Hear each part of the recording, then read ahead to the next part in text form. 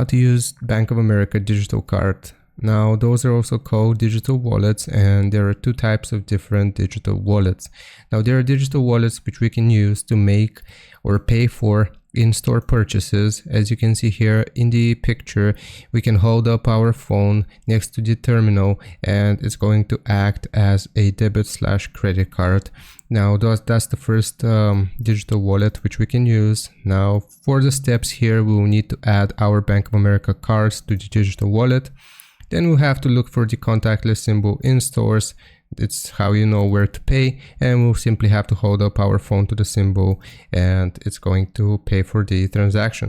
Now the second type of digital cards or digital wallets here, we can use in-app and online. So first we'll have to add our Bank of America cards to the digital wallet again.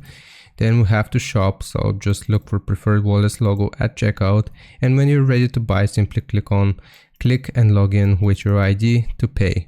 So those are the two types of digital cards on Bank of America and how we can use them. I hope this was informative. Leave a like and sub, and I'll see you next time.